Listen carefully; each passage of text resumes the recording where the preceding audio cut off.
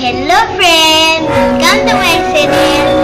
মই ৰাজনন্দিনীয়ে আপোনালোকৰ ওচৰলৈ বহুত দিনৰ পিছত আহিছোঁ। আশা কৰিছোঁ সকলো ভালেই আছে। এই কেইদিন আমাৰ মইনা মেলত কিছুদিন ব্যস্ত হৈ আছিলোঁ। আমাৰ মইনা পাৰিজাতখনৰ নাম হৈছে পুৰুষমুখী মইনা পাৰিজাত ৰাওনাপাত। 1991 চনত মোৰ জেঠু স্বৰ্গীয় পূজাদেৱে এই মইনা পাৰিজাতখন যাতে শিশুসকলে নিজৰ প্ৰতিভা বিকাশ কৰি আৰু প্ৰতিভা আহৰণ কৰি সময়ৰ লগত খোজ মিলাই আগবাঢ়ি যাব। সেই সময়ত প্ৰথম গৰাকী পৰিচালিকা আছিল ৰুণু শইকীয়া, যিগৰাকী এতিয়াও আমাৰ মইনা মেলত শিশুসকলৰ লগত জড়িত হৈ আছে। মই এই কথাখিনি এইবাবেই ক'ব খুজিছোঁ যাতে মোৰ আগৰলৈকে মনত থাকে। এইবাৰ মইনা পাৰিজাত অংশগ্ৰহণ কৰিবলৈ ময়ো সুবিধা পাইছিলোঁ। আয়োজন কৰা সমাৰোহখনত থাকি ইমান যে ভাল লাগিল।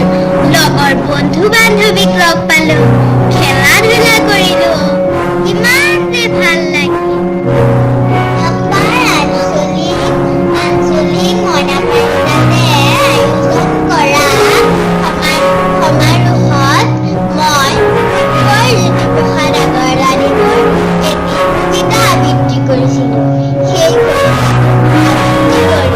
মই প্ৰথম স্থান লাভ প্ৰতিযোগিতাত মই তৃতীয় স্থান লাভ কৰিছিলোঁ। মই শিশু সমাৰোহত আবৃত্তি কৰা কবিতাটো এবাৰ আবৃত্তি কৰি শুনাম।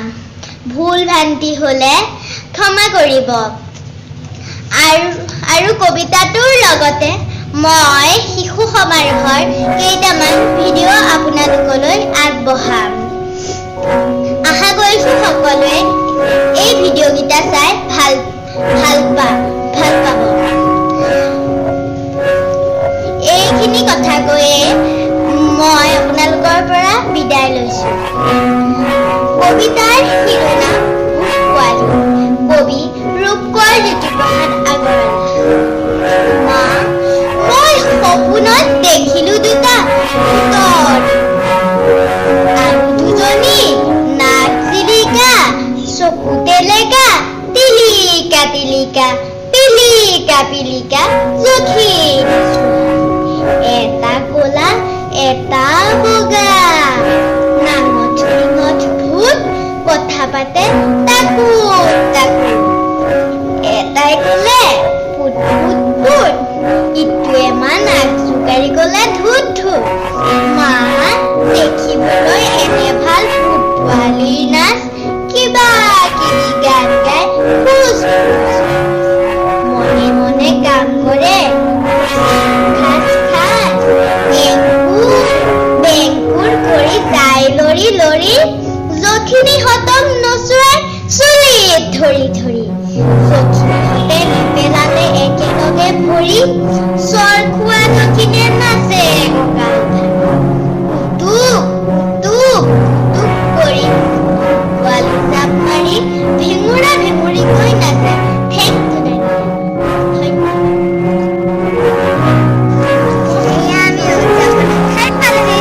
চাওকচোন এতিয়া পৰিৱেশটো।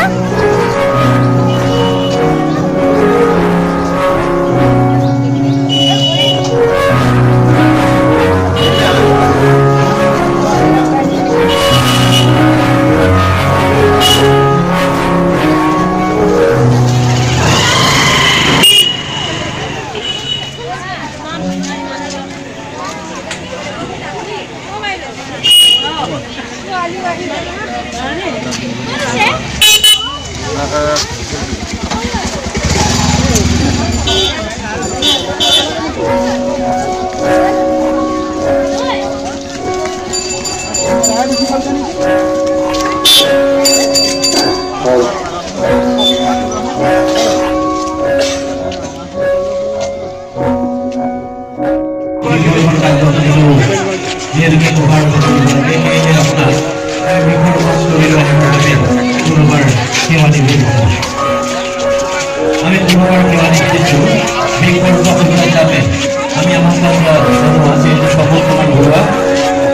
গোটেই আছে দূৰৰ পৰা আহি আমাৰ বৃক্ষৰোপণ কাৰ্যসূচী উপস্থিত হ'ল এই দ্বিতীয় কাৰ্যসূচী ভাগ নিচাৰূপে পৰিচালিত কৰাৰ সহায় সহযোগিতা আগবঢ়াওক আৰু ইয়াৰ লগে লগে আমাৰ পৰৱৰ্তী কাৰ্যসূচী যিহেতু যথেষ্ট দীঘলীয়া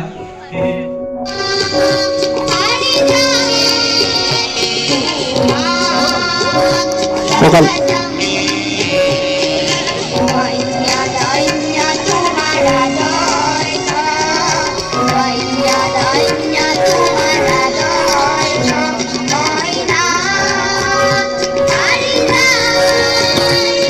আমি